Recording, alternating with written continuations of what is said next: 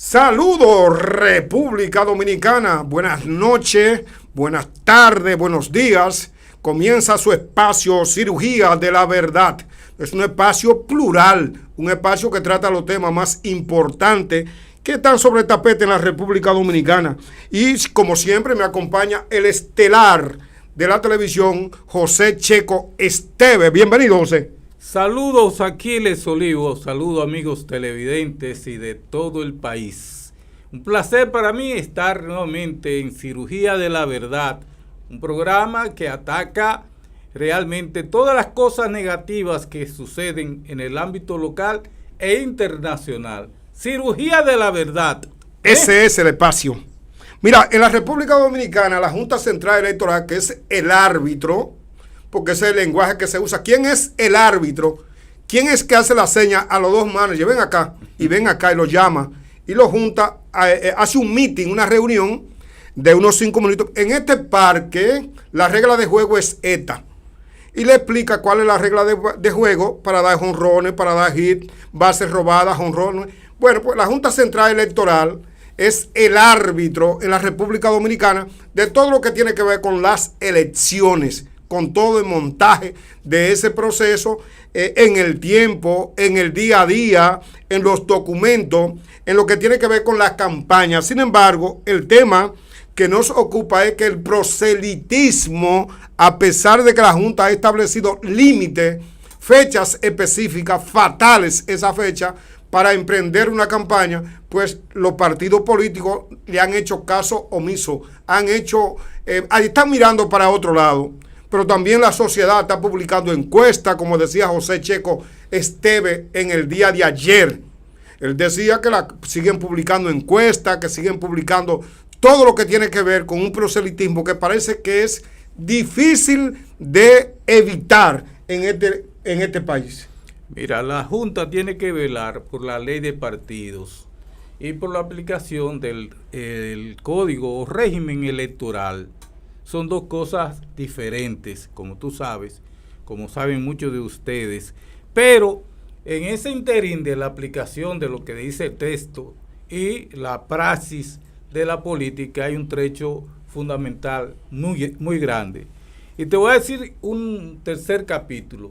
El propio gobierno, con sus actuaciones, lleva al seno de la sociedad discusiones con algunas contemplaciones, o mejor dicho, con algunas cosas que hace y que hace que el debate político se vaya entonces a la praxis política. Por ejemplo, ¿qué pasó con el gobierno Abinader cuando entró? Lo primerito que intentó, metió preso a todos los elementos clave del partido opositor. Comenzó una campaña política de tiempo a destruir el PLD, y lo destruyó, que era el referente anterior.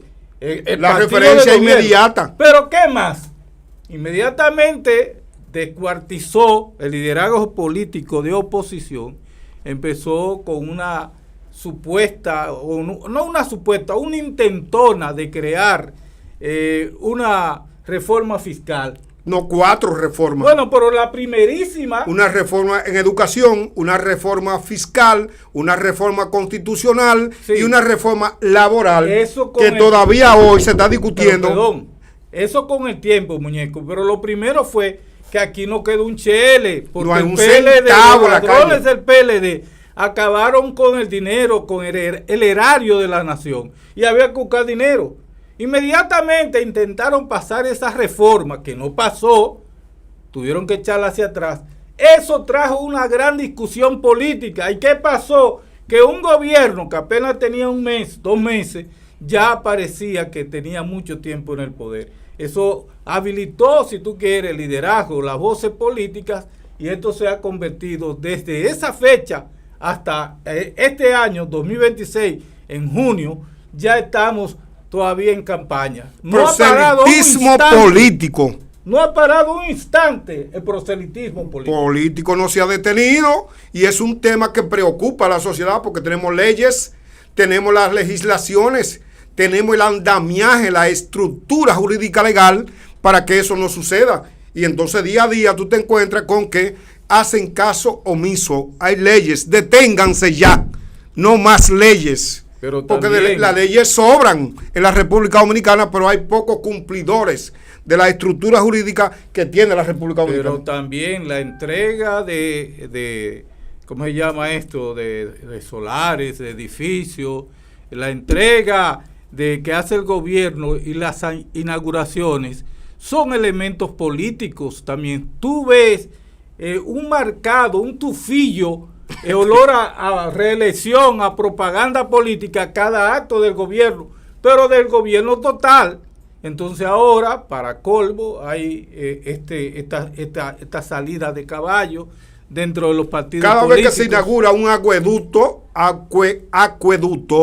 ¿verdad que sí? En la República Dominicana, en una provincia que se llama La Mata de Farfán, se puede inaugurar en, qué sé yo, en Juanillo se puede inaugurar, pero es el presidente que va a inaugurar eso, y entonces las comunidades terminan agradeciendo ese hecho a ese presidente, no a su partido. El presidente aparece en los estudios en el 57% y el partido aparece en un 28%, un divorcio total. Pero perdón, no me mete ese 57%, porque ahí hay una incongruencia. No es verdad que un país donde todos los ciudadanos hablan de un 62%, de una economía que se la está llevando el diablo, el presidente va a salir incólume, va a salir limpio, sin una zurrapita encima. Pasó por el charco. No. Entonces, ahí como que eso es parte de las encuestas, de las cosas, porque la metiste sin querer. Sí. Pero lo que te quiero decir es que en el país no ha habido un momento de zozobra, porque los préstamos traen escozor, las inauguraciones traen escozor, los problemas de apagones traen debates políticos acalorados, los feminicidios traen problemas, ¿qué más? Todo lo que se está haciendo aquí es debate político. Entonces el país como que definitivamente no tiene un momento de paz y tranquilidad, y eso habla de la crisis de la economía y habla de la crisis de la política y de los partidos políticos en esta nación. Han transcurrido 10 meses desde que la jueza Nivar, que es la jueza responsable del caso Antipulpo, en el que está involucrado directamente este señor que se llama Alexis Medina, que es hermano de sangre del expresidente Danilo Medina. Y Alexis Medina apeló la decisión del tribunal de primera instancia, presidido por Claribel Nivar Arias e integrado por Giselle Soto y Clara Castillo. Aún no ha remitido el voluminoso expediente a la presidencia de la Cámara Penal de la Corte de Apelación del Distrito Nacional, donde él pide que se revise la sentencia que se evacuó en el caso Antipulpo, que lo involucra en un escándalo de corrupción directo, y está viendo que todo el mundo tenga una lambada, como que hay una lambada de no al lugar, de inocencia, de reconocerle que no tienen nada pecaminoso, y él cree que también él está dentro de ese grupo de que no cometió ningún acto que riñe con la ley. Es ese señor Alexis Medina en el caso Antipulpo, y 10 meses después esa jueza Nivar y ese equipo de jueza no le han metido mano a ese expediente, y Alexis Medina se queja en las circunstancias que estamos viviendo, en que se están conociendo el caso Calamar, el caso Medusa, todos los casos de los exfuncionarios. Mira qué belleza tiene ese traje que tiene Alexis Medina, un traje bellísimo, y él quiere irse para calle sin ningún compromiso legal con la justicia, José. Mira, el caso de los casos de corrupción, o mejor dicho, los casos de corrupción de este país han sido, si se quiere, un carnaval, por cuanto tienen mucho de show y de colorido. Y la verdad es que estamos viviendo un relajo. La llamada justicia independiente ha sido puesta en entredicho en diferentes ocasiones. Doña Milagro tiene el expediente por 276 casos, pero hasta ahora han pasado solamente por los juzgados del país los PLDistas. A ningún PRMista que haya cometido un delito flagrante de corrupción lo han sometido, y los pocos que han ido a los tribunales, como el de la bola 13, está afuera. Se han olvidado de ese caso. Los casos de corrupción de obra pública Los casos de corrupción de educación se han olvidado, los de INAPI, en fin, un vendaval de situaciones que dicen que esto es un relajo. Ahora, yo te dije a ti, antes del programa... ¿Cómo tú ves la lucha con contra la corrupción en la República Dominicana? Una corrupción que es del Estado, frontal, un discurso, como el presidente Luis Abinader, para tratar esos casos de personas que van al poder, que están al acecho, que son mañosos, que llegan ahí bien armados, con intenciones, antes de que lo deciden en el puesto. Ya ellos tienen un plan. Y esos mañosos que abundan en la sociedad dominicana se enriquecen de la noche a la mañana. Mira, eso ha sido realmente un relajo, porque eso se está utilizando como un expediente político. Si me conviene, le meto el pie al cuello. Si no me conviene, pero aparentemente a última hora hay una transición. Evidentemente que el PRM, al no contar con el presidente Luis Abinader de cara a los comicios del 2028, ha cambiado la postura y está realmente de alguna manera enviándole señales a los tribunales. Y el caso más sonado, y que no voy a desaprovechar el momento para hablar de él, es el caso que tiene que ver con Calamar. Calamar es el caso de... Correcto. Del penco, de Donald Guerrero, de Peralta. Ahí está Ángel Locua también. Y está Ángel Locua, que le pisaron el cuello a Locua y a Guerrero y soltaron al penco y a José Ramón Peralta. Que es de La Vega, José Pero Ramón. mira qué pasó, que eso había una garabía en el día de ayer. Yo me manifesté, decía, hay un acuerdo político por detrás, pero hoy en la mañana y en el día de ayer en la tarde, que este programa no estaba vigente, Jenny Berenice se pronunció. ¿Por qué? Porque Jenny Berenice, la Procuradora General de la República, tiene un prestigio que defender. Y si hay un acuerdo político, eso no lo incluye a ella. Jenny tiene que ser cuidadosa. Pero Jenny dijo lo siguiente. Porque los jueces sacan la mano así, dicen, ¿cómo está el clima? Sí, ¿Fresco o caliente? Sí, si está caliente, la esconden de nuevo. Pero Jenny tenía que sacar la mano aunque se la mucharan. ¿Por qué? Sí. ¿Cuál fueron las expresiones? Jenny dijo ayer, yo estaba ahí cuando el señor Gonzalo Castillo, el penco, admitió delante de sus abogados que a él le entregaron 700 millones de pesos. Me gusta, entonces, como usted dice, el penco. Sí, el penco. Entonces, mal podría yo hacerme la loca y permitir que, siendo yo la procuradora, la máxima autoridad del Ministerio Público, ese caso siga adelante con un no al lugar. Ah, qué bueno, qué lindo. Y la historia, ¿cómo me va a registrar a mí? Entonces dice, vamos a apelar con todas las consecuencias. Y hoy tuviste muchísima gente. Que el penco salió con esa fanfarronada. Él contó que voy con todo. Él pensó ya que le habían... Ya el penco pensó con esas ovaciones, con ese cariñito que le dieron sus seguidores. Que el cariñito es un 1.500 pesos que le pone el presidente Luis Abinader a las madres. Que es un país de subsidio. Y el penco se fue tranquilito para su casa, limpio, no al lugar. Bueno, el no al lugar ha dado lugar a una reconsideración de la señora magistrada. Y yo escribí ayer en YouTube, o en ¿Tú tienes un editorial de eso que usted escribe? No, son breves. Es que usted piense en Facebook. Ahí yo puse, muy bien por Jenny Berenice, porque ese lugar sí tiene lugar. Tiene un lugar en la conciencia del pueblo dominicano que ha sufrido durante muchísimas décadas el descalabro de su economía a través de la corrupción. Y está bien que haya habido mucha corrupción, pero en un momento dado debemos parar ese flagelo. ¿Qué es lo que está diciendo? Bueno, pero se han creado, volvemos de nuevo al tema de los instrumentos, de las herramientas. Tenemos un portal de compra y contrataciones. Todo el que va a comprar en la República Dominicana tiene que decir, lo subí al portal. Y entonces ahí hay unos peritos, unos expertos que toman estos contratos, toman estas licitaciones, toman todo lo que tiene que ver con la compra y lo miran con el ojo, con la lupa crítica a ver si hay algo pecaminoso. Y yo diría que se está transparentando la lucha contra la corrupción, que sí que se han avanzado. Se tiene la institución de ética contra lo que es la corrupción que dirige doña Milagro, y se han creado todos los instrumentos y existe la voluntad de parte del presidente No sé el PRM, porque el PRM espera que le piquen el ojo para ellos, que le den rienda suelta, que le abran la compuerta, y no va a suceder eso. Que no esperen que Luis Abinader se va a doblar. ¿Tú estás hablando en serio? Correcto. No se va a doblar. Tú estás hablando en serio. Hay discrepancia,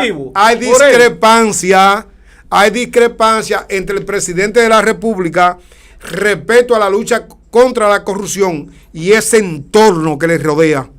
Bueno, tú puedes tener un poquito de razón en esa parte. El presidente no tiene necesidad de envolverse en negocios. Está llegando la cordura tú. Pero no te entusiasmes. Porque es que aquí se ha sido muy permisivo y se ha sido cómplice en todos esos delitos que se han metido, o mejor dicho, en todos esos ladrones que han cometido delitos en este país.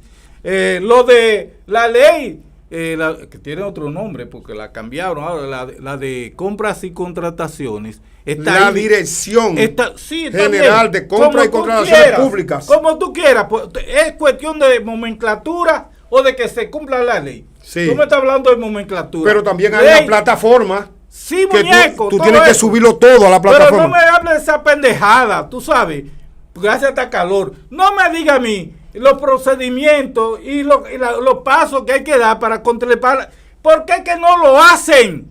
Te venden una cosa y en el almacén no aparece un artículo. Te venden a sobreprecio. Te sonsacan a los oferentes. Te callan la oposición. Hay 70,000 trucos para violar la ley de contrataciones. La ley esa, que la han violado siempre. Entonces no me venga a decir que el presidente no esté en eso. Es verdad. El presidente personalmente nadie puede acusarlo. Pero ha sido en estos 6 años demasiado permisivo con la corrupción.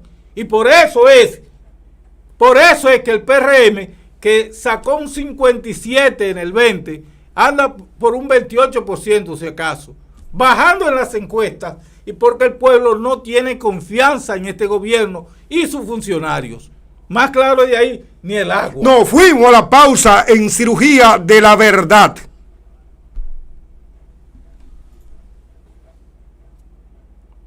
Tú sabes que esa lucha contra la corrupción no es un maíz. No es un maíz en la República Dominicana. Estamos esperando que el director prepare el bumper que tiene del programa y nos iremos a una mini pausa. Pero la lucha contra la corrupción ha tocado el Ministerio Público.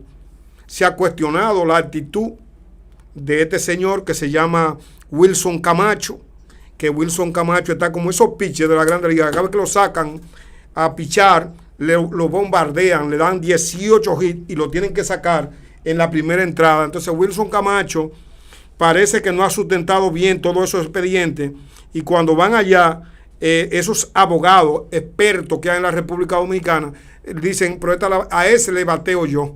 A ese le vamos nosotros a batear con toda la posibilidad. Mira, ese tema de discusión, yo siento que aquí hay un vacío en la metodología en que se aplica el Estado de Derecho. Sí.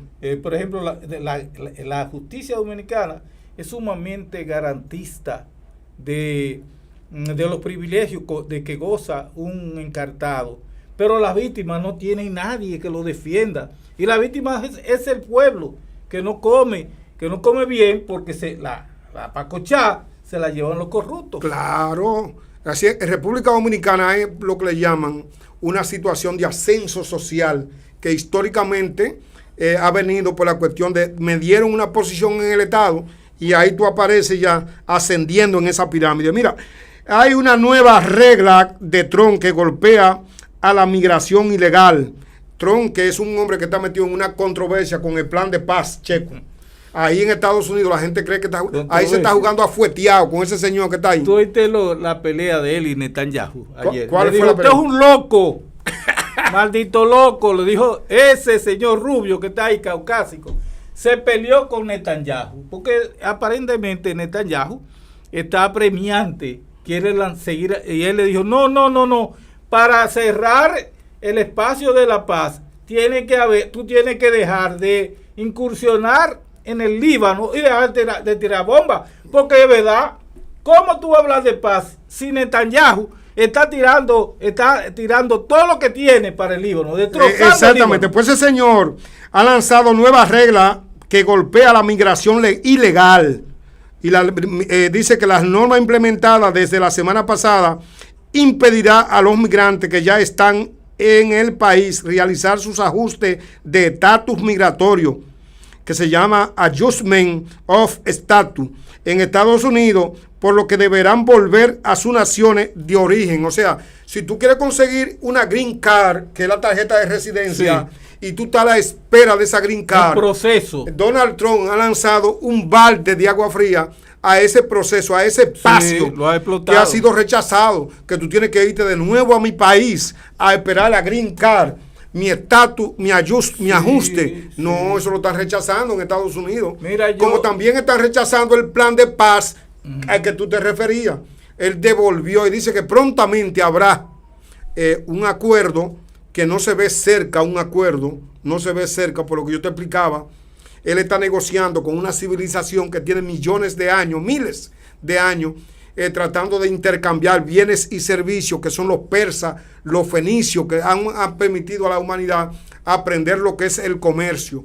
Y entonces toda esa cosa, cuando tú te sientes en una mesa, todo, porque en el comercio tú ves el progreso del lenguaje. Sí. Tú ves el progreso de la técnica de la matemática. Y a partir de ahí se desarrolla todo. El comercio, los primeros trueques entre seres humanos, fue que posibilitó el desarrollo del habla. Claro, y el álgebra y la matemática y las unidades de medida, qué es lo que conviene en esto, dónde que están los beneficios. Una guerra asimétrica es que ha usado Irán. Entonces contra Trump pensaba, José, que iba de robo negociando con esta civilización.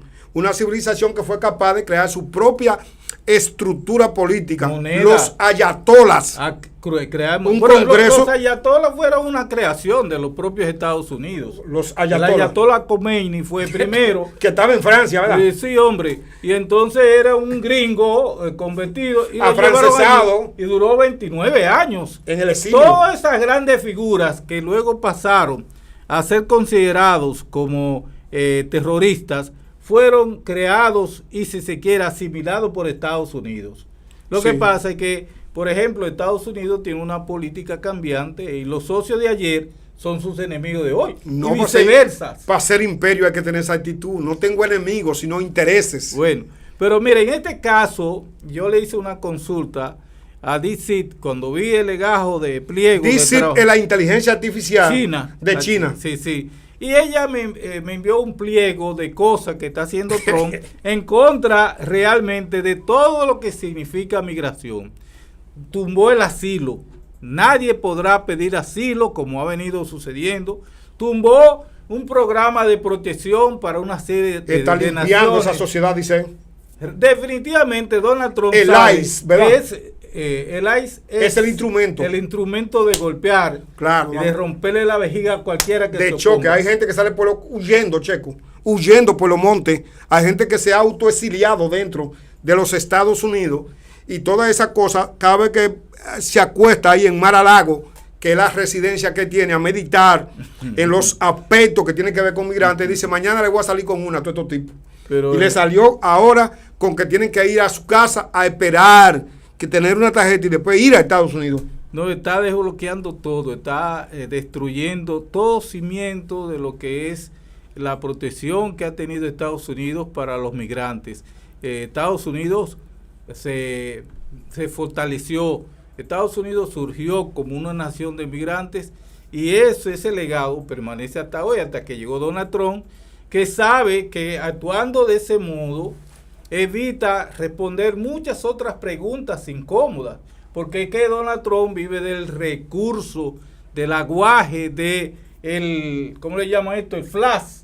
Claro, es el show. Sí, del show. Es un hombre, un que showman. Viene de la televisión, ¿verdad? Bueno, él es un showman, él con su programa de televisión. Y entonces está impuesto ese tipo de cosas. Ha desbaratado todo, pero también cuando vuelve con esas políticas que la usa de manera, si tú quieres, de muy particular, él hace uso de esos recursos y tumba una noticia con otra. Por ejemplo, esta noticia realmente debe preocupar a millones de personas que están en proceso de su documentación, de nacionalización, de naturalización, de visa, de pase. Lo ha tumbado todo Donald Trump. No quiere a nadie, porque repito, esa política cae bien en los 250, 260 millones de personas que son caucásicas y que han visto en él un defensor de esa clase rubia que tiene los privilegios resueltos. Y que son la verdadera nación estadounidense. Porque los negros llegaron también fueron golpeados históricamente en ese 200 años de golpeo. De golpeo, no, de esclavitud, para que tú sepas. Mira, José, aquí en República Dominicana, en el país, en el patio, como dicen, parece que como consecuencia de la situación que vive el transporte terrestre, ¿verdad? Porque hay varios transportes. En este caso, el transporte terrestre, el Intran ha tomado la disposición de que las patanas solamente pueden circular de noche entre las ciudades. Hay patanas que se van para Jaina a buscar la carga, hay patanas que se van para San Pedro, se le ha creado autopista como la Circunvalación Norte, se ha hecho de todo para evitar que las patanas se conviertan en un dolor de cabeza como ha sido históricamente. Y la última disposición que se discute es analizar los costos, qué implica eso para el país, el hecho de yo montar esa estructura de que todos circulen a partir de las 6 de la tarde. Mira, tú y yo hemos visto muchísimas películas, pero además hemos salido fuera del país y hemos visto alrededor de Hudson y de otras zonas marítimas que hay grandes almacenes, hay grandes departamentos de almacenajes. Tú no vas a ver un camión en la calle de New York, la Quinta Avenida. En la Quinta Avenida tirando paquetes, como lo ves tú en la calle del Sol, aquí en Santiago. No, ahí te meten una patana a las 10 de la mañana. Calle y avenida. Tú no vas a ver allá los estudiantes, los empleados del gobierno, tú no vas a ver a la gente trabajadora circulando a la misma hora, porque ¿a qué hora abren la tienda en New York? Te abren a las 9 y a las 10. Pero mira ahí en ese caso, ese 45 pies circulando en una calle como es la autopista Duarte, la Sánchez, la autovía del Este, que hay muchos accidentes provocados por estos vehículos pesados, y eso lo tiene preocupado a la gente del Intran. Tú sabes lo que es esa patana circulando, esos camiones a plena luz del día, 10 de la mañana, 9:30, a las 11 de la mañana, y lo que eso significa para esos tapones que hay en el 9. Y entonces el Intran está analizando cuáles son los costos que eso implica, y entonces ese Instituto Nacional de Transporte Terrestre, Intran, consideró que cualquier decisión sobre los costos asociados al transporte de carga en horario nocturno debe realizarse de manera integral, con la participación de todos los sectores que hay aquí que involucran, que son las empresas, que son los industriales, que son las personas que están involucradas directamente en eso. Se está abriendo una luz de esperanza para que se comience en este país a hacer las cosas como se debe. Señores, ustedes saben cuántas veces se ha hablado de esta situación, de las molestias del tránsito, del riesgo del tránsito, de que no todos debemos coincidir a las 7, 8 de la mañana. Del caos que hay en la República Dominicana. Sí, porque aquí cualquier motoconcho te da la cabeza así con un coco. ¡Pum! Entonces vi que la AIR, es decir, la Asociación de Industriales de República Dominicana, ha visto con buenos ojos esta sugerencia de hacer llenado y vaciado de camiones en las horas nocturnas, que también debieran pensar a sí mismo los ayuntamientos en la recogida de la basura, que se ha hablado de eso muchas veces y no se concluye. No sé por qué razón aquí tampoco. La basura hay que recogerla en una hora determinada en tu posición. Bueno, pero no es la mía, es la de mucha gente que ve el accionar del país y se da cuenta que cometemos errores ordinarios que no debería ser para una nación que ya habla y mantiene un estrecho vínculo con la inteligencia artificial. Si hay algo que hay que criticar, es que la sociedad dominicana ha sido poco flexible a cambiar los horarios de lo que son la gente que se ocupa, porque la gente que se ocupa son los estudiantes, los trabajadores, La gente que se moviliza son los trabajadores, los estudiantes, la gente de producción. Entonces la República Dominicana parece que hasta ahora no se ha sentado a meditar en ese plan. Por aquí estuvo Fran Rainieri, ¿verdad? Ajá. Diciendo que Santiago es un gran modelo. Santiago ha sido quien ha llevado la delantera en aspectos como eso. ¿Cómo debemos organizar el horario en estas ciudades que ya el caos del tránsito comienza a afectar psicológicamente a la población? No es solamente psicológicamente, porque ciertamente hay una carga emocional de caos, de inestabilidad, de estrés y de muchas otras cosas, de riesgo, de accidente, de contaminación de la ciudad, que debiera pensarse. Rainieri está apoyando las iniciativas del Grupo de Cibao, que yo estoy seguro es uno de los grupos más positivos, más avanzados, que siempre lleva la palestra bien alta en lo que son posiciones de avanzadas. Y yo espero que estas ideas, estos conceptos que se están hablando de regularizar un poquito el tránsito de las maquinarias pesadas se lleve a cabo, pero sin dilación. Ahora, a Rainieri mi saludo y que ponga a su gente a pagar impuestos. Que no están pagando impuestos. ¿Que no qué? Que no están pagando. El sector turístico del país, atención señores, esto no es cuña ni nada, no paga los impuestos. Que no paga los impuestos. Te lo estoy diciendo por segundo día consecutivo. No paga los impuestos. Busca la diferencia que hay entre impuestos internos y lo que dice el Banco Central que ha dejado de pagar ese sector.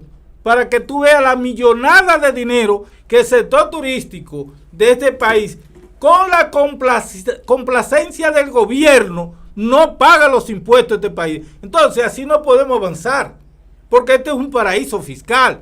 Aquí lo que hay un 13% de presión fiscal y aún así no lo pagan y sin embargo reciben del gobierno unos 380 mil millones de pesos cada año en exenciones. No pagan nada. Absolutamente todo se lo regalan y tienen que andar de risitas. Así sí es bueno. Mira, Checo, en la realidad, volvemos de nuevo como el gato a agarrarse la cola. Dice Jenny Berenice que bajo ninguna circunstancia se detendrá, dice Jenny, no se va a detener en la lucha contra la corrupción, pero agregó además la Jenny que no sería honesto ni justo dejar pasar un auto de no al lugar que no se sustente en el derecho. Y entonces esa joven, Jenny Berenice, que se está jugando la faja ahí. Ya no es tan joven. No, ya no es tan joven. Ya Jenny envejeció. No es una niña, tiene hijos. Está por encima de los 50 años. Lo que pasa es que es una mujer agraciada, con mucho pelo, ha estado en el poder toda su vida y mantiene unas condiciones, unas facciones, ganando dinero. India. Una mujer india, una mujer plateña, para allá. Para le ha ido bien desde que terminó su carrera de derecho. Sí, pero con méritos propios. Y repito. Mírala ahí, la Jenny. Sí, Jenny es una persona. Fue la locución que hizo la dama. De hierro, ¿verdad que sí? Bueno, en esa posición está más que de hierro, está con el puño de acero.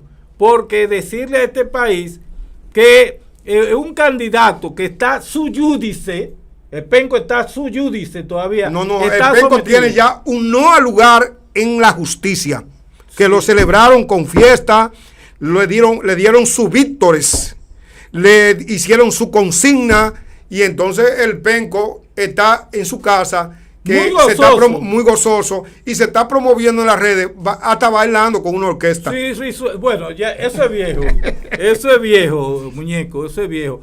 Pero estamos hablando de Jenny, yo decía ayer, y no me equivoco en eso, la mayoría de los opinadores del país estaba hablando, yo lo hice temprano en Facebook, en mi muro, escribí acuerdo político, porque ¿qué es lo que pasa? ¿En qué tú te fundamentas para decir, ha insistido en que las decisiones en los tribunales de la República Dominicana, en el caso Calamar, que exonera de responsabilidad penal, de toda responsabilidad, porque eso es una fase, cuando se analiza la prueba, no, pero esto no es prueba, no, esto no es prueba, entonces se le da un no al lugar por falta de prueba en las imputaciones que le siguen al penco. Explica eso, porque tú sospechas que ahí hay un acuerdo político que viene directamente con su vaso comunicante desde el litoral de Hipólito Mejía con las relaciones que tiene con el presidente del PLD, que es Danilo Medina? Mira, desde que la humanidad comenzó a avanzar, hay una cosa que se llama análisis, que es la decomposición de los hechos, de los elementos que componen un conjunto. Correctísimo. Entonces tú descompones eso y te das cuenta que lo que ha sobresalido es, en un momento dado de la historia, un conjunto de cosas que no se dan y que rompen con lo natural, con lo que puede ser interpretado como natural. El hecho de que el Penco reciba en una misma semana un no al lugar y que antes haya sido premiado con el retorno de su visa, puso los ojos sobre esa figura, y el hecho mismo de que él, gozoso, eufórico, bastante feliz, dijera: voy con todo, seré ahora presidente en el 2028, eso llamó mucho la atención. Cuando tú pones la lupa sobre el Penco, es cierto que usted afirmó aquí, es cierto lo que usted afirmó aquí, que él admitió frente a la Procuradora General de la República que él estaba envuelto en esa situación. Pero no soy yo, es la procuradora que dice que el Penco admitió delante de su persona, de la señora procuradora, él admitió que él recibió 700 millones de pesos en una bolsa, en un saco, en una maleta, para la campaña, y que lo hizo frente a sus abogados. Entonces, por eso es que la procuradora dice: yo no me respetara si yo dejara ese no al lugar cuando este hombre ha admitido un delito en mi presencia. Correcto. Siendo yo. Correctísimo. Están todas las bases para apoyar a la procuradora y decirle al Penco: deja ya de pensar que tú vas a ser presidente de la República. A su modo porque de ver. desde antes, en mi labor de periodista, yo sabía que el Penco tenía 2 acusaciones y decía que era un error de la dirigencia del PLD admitir un hombre, en primer lugar, que no tiene condiciones vocales, o sea, no tiene un lenguaje fluido, no analiza bien las ideas, no tiene esa capacidad analítica. Tiene los méritos, en el PLD. ¿Ah? Tiene los méritos acumulados en esa organización política para ser candidato presidencial. Yo no quiero entrar en esos detalles. Segundo, que dice Wilson Camacho, ajá, que él va a apelar esa decisión del tribunal y eso va directamente a la Suprema. ¿Pueden partirlo en la Suprema? Es que yo no veo la condición por qué lo van a llevar a la Suprema. La Suprema bueno, tiene, porque cuando tú apelas... Déjame decir este caso. En la Suprema van los casos de jurisdicción privilegiada, diputados, ministros y figuras que tienen algún tipo de postura dentro del gobierno. Pero él no es funcionario, él lo que es un dirigente político que pasó por el tren gubernativo como ministro de Obras Públicas de Danilo. Y ahí en ese momento se sabía que estaba haciendo negocios non santos, porque la prensa siempre activa, estaba atenta a proceder a la forma en que hacían ellos su negocio desde el poder. Eso dañó a Danilo por siempre, y va a insistir Danilo tú en el error de seguir acuñando fraude y situaciones realmente no limpias, no claras dentro del PLD. Te va a joder. Te vas a joder. ¿Cuál es el destino de Francisco Javier? Bueno, Francisco Javier, que tengo vínculo, es un muchacho, es una persona, no es un muchacho, tiene 60 y tantos, 70 quizás. Francisco Javier es el mejor candidato del PLD. El que se ha preparado. Se veía como el heredero natural de Danilo, por las condiciones, por su capacidad de hacer política, por su conocimiento sobre la estrategia. ¿Por qué Danilo lo golpea? Porque Danilo está buscando un tipo que pueda solventar. Penco aparentemente se ha repuesto económicamente, y ese tipo que puede, él, conjuntamente con la ayuda de otros, de pagar una campaña política que es bastante cara. Y entonces Francisco si Javier... un senador como el de Santo Domingo, el que se acaba de desprender del PRM, gasta 400 millones en una campaña y lo admite públicamente. 70. 400 millones. Dijo él. Sí, el señor que acaba de abandonar la fila y se ha declarado Guzmán. Tavera Guzmán. Tavera Guzmán, sí. 400 millones dijo que gastó en su campaña como senador. Entonces todo el mundo sabe que para llevar adelante un proceso con un candidato presidencial, hay que tener 20 o 30 mil millones de pesos. Por supuesto, aquí la política se ha encarecido, ¿Sí? En la República Dominicana. ¿Por qué? Porque la han hecho, la han festinado. Hasta un regidor y tiene que buscar mucho dinero. han colocado al pueblo dominicano como personas que si no le dan un picapollo, los 1,000 pesos, no se mueve. O sea, se vive aquí de ¿cómo se llama esa de la prebenda, de la coima? De la coima y de la mordida. Y han dañado el país. Y la política, que es una ciencia pura. Mira, Checo, en la República Dominicana, una respuesta humanitaria ayudará a 400,000 haitianos. Tú sabes que Haití no sale de una. El plan que se tiene con Haití en este momento es que ellos puedan llegar a un proceso electoral y que pueda pasarse a la normalidad. Todos esos consejos que han existido ahí en esa nación, todo lo que se ha hecho hasta ahora es tratando de que se desemboque en la institucionalidad, que es convocar a esa población a un proceso electoral y que eso de interino, de consejo de gobierno, todo lo que tiene que ver con eso, pues pueda permitir que los haitianos pues avancen hacia un proceso democrático. Esta iniciativa beneficiará a más de 400,000 personas en los departamentos Queets, Centre y Artibonite y contempla la cobertura de sus necesidades más urgentes de alimentación y refugio y artículos esenciales. Los haitianos tienen una situación que nosotros en la población dominicana le da la espalda a ese país. Pero ese país está pasando por una situación calamitosa, una situación de hambre, de necesidades, que de alguna manera este fondo que se ha creado va a beneficiar a 400,000 haitianos de esa población que migró de la capital como consecuencia de ese forrajido que han tomado los territorios y que esa es la lucha en este momento. Los haitianos tienen un problemita serio, es que ellos mismos se psiquitrillan. Se están flagelando. Ellos mismos se meten las zancadillas, no se quieren bien. Hablan de que para tú poner a 2 haitianos de acuerdo tiene que matar uno. ¿Cómo? Hay un dicho, un refrán bastante pesado que circula por ahí que habla de que para poner 2 haitianos de acuerdo tú tienes que matar uno. Se quedaría uno. Entonces, no es cuestión de fondos. Aquí el único país que pudo hacer algo por los haitianos han sido los Estados Unidos. No, ni en las Naciones Unidas hay cabida para una política decente, rigurosa, que apoye a los haitianos. Las Naciones Unidas han dejado de ser la organización que regía el mundo, no son los árbitros, ya la han cualquierizado los Estados Unidos, y Donald Trump con su crisis interna tienen que dañarlo todo para hacer lo que han hecho con el mundo: bombardear, desconocer espacio, imponer nuevas reglas, imponer el régimen de las... Entonces, Estados Unidos se ha burlado 5 o 6 veces de Haití. ¿Tú crees? Sí, claro. Sí. Ellos han tenido presencia en ese país, históricamente hay presencia en la isla, tanto aquí como en Haití. Ha habido presencia de las botas norteamericanas. Somos nosotros los que los llamamos cada vez que hay un conflicto. ¿Te acuerdas de Anthony Blinken? Claro que sí. Ahí en Martinica, claro. El señor ofreció $300 millones. Correcto. Lo que pasa ¿Cuánto de esos dólares llegaron a Haití? O se vieron. O se pudieron ver que lo manejara un conjunto de países. No dieron un chele.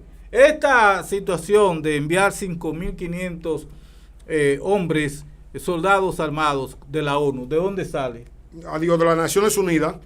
La que determinó que ya...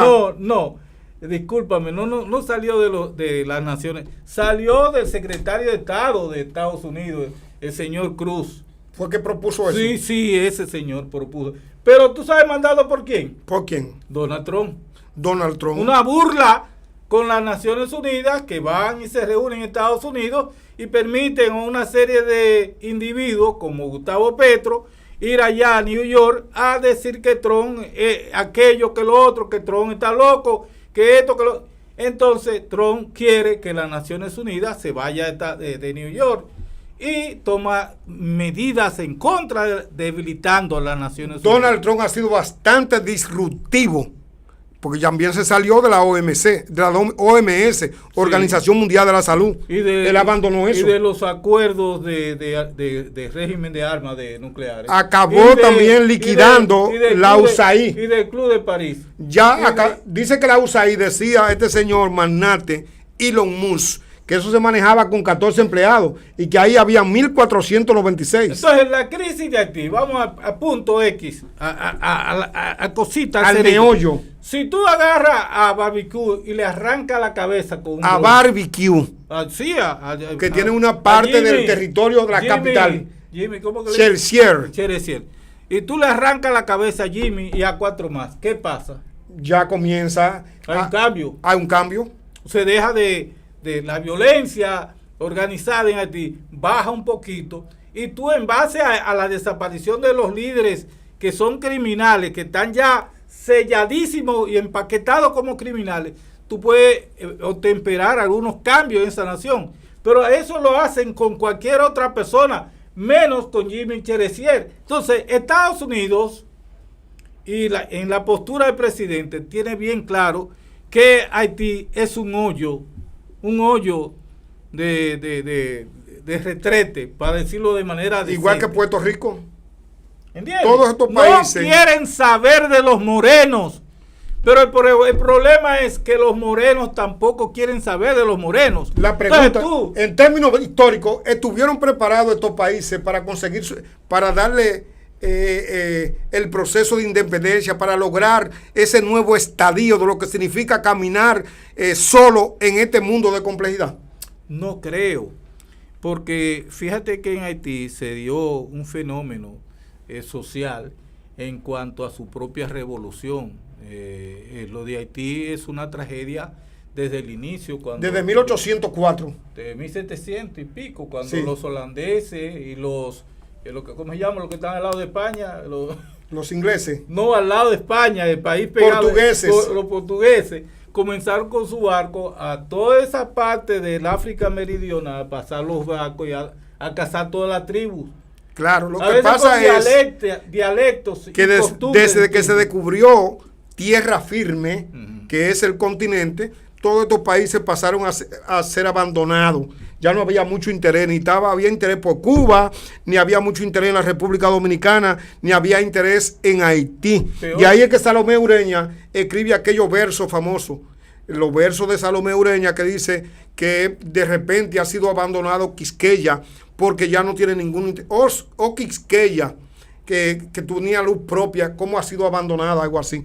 Y entonces todo eso es como consecuencia de que hay un territorio firme, vasto, inmenso, que es mucho más productivo, esas 13 colonias, y Haití se ha quedado ahí entonces dando vueltas y no ha podido concretizar ese proceso de manera definitiva de una democracia capaz de conducirse por sí solo. Tú, de manera somera, leíste un fragmento de la historia americana, pero la propia historia de Estados Unidos con el Mayflower y los irlandeses que llegaron es una historia rica en crímenes, en delitos, en despojo, acabando con más de 60 millones de indígenas. No es solamente la colonización de España. Es cierto que ellos lo quitaron a mitad México. Sí, por supuesto, en 1800. Le quitaron Arizona, le quitaron Nuevo México, le quitaron Baja California, le quitaron como 10 millones de kilómetros a México. A México. Sí, bueno, no recuerdo la cifra, pero ciertamente le quitaron la mitad. Más de la mitad, el 55% desde el Álamo, que fue en California, que había un lugar que se llamaba el Álamo, y ahí habían hacendado norteamericanos. Y el gobierno mexicano, que no tenía poder en esos momentos para poder atender esos vastos territorios de Texas, California, esa zona, pues dejó eso ahí y le permitió a los colonos norteamericanos llegar. Y anda al diablo, qué error, craso error con eso, porque luego los norteamericanos dijeron, pero esto está fácil. Claro. Y le hicieron out. Mira, José, República Dominicana cambia su dinámica poblacional, menos nacimientos y maternidad más tardía. Más tardía significa que las chicas ya no se están casando a los 13, las chicas no se quieren casar a los 14, tampoco a los 18, las chicas se están casando a los 29 años y por primera vez en la historia estamos viviendo una etapa en que la tasa de natalidad bajó a 2.27, bajó 6.30% y ya nadie quiere casarse, José. Tú me dijiste a mí al entrar del programa que la crisis no estaba fácil. ¿Qué significa? ¿Tú crees que eso es la crisis? Por supuesto, porque eso tiene un impacto.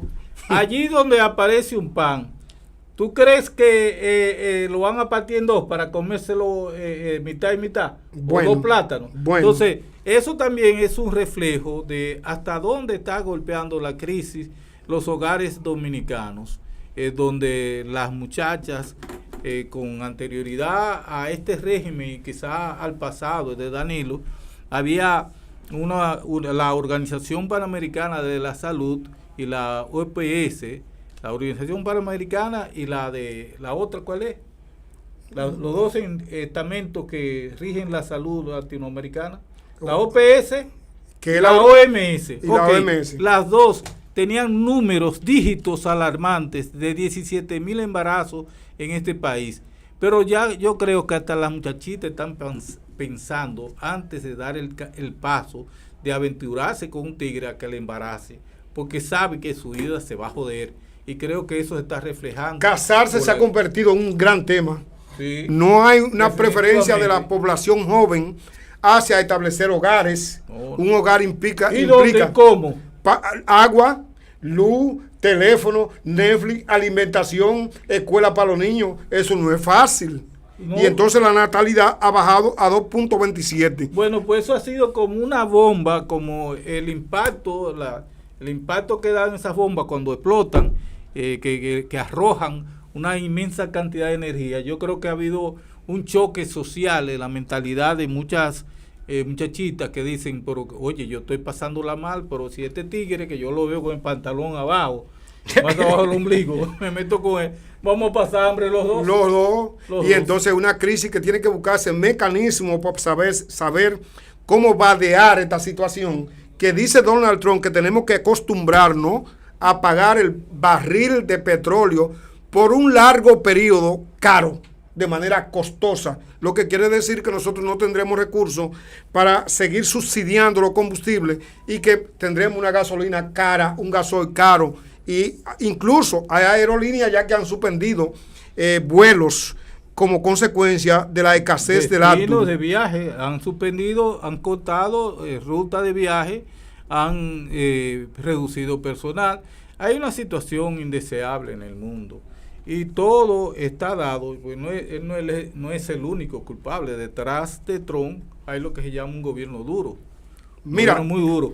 Pero es evidente que esta guerra en Oriente Medio ha cambiado la dinámica. Totalmente. Y que golpea de manera más misericordia a las naciones como esta, que dependen exclusivamente de la compra de productos terminados como el gas licuado. Aquí hubo un proyecto de Leonel que era el gas natural, y no hubo, y luego Danilo intentó también, y nadie le hizo caso, pero esa era una solución. Nosotros somos un país dependiente del crudo, de los precios del crudo, del barril de petróleo. Hoy se cumplen 30 años de aquel famoso Frente Patriótico, donde el doctor Joaquín Balaguer, el profesor Juan Bosch y Leonel Fernández hacen una trilogía y se levantan las manos.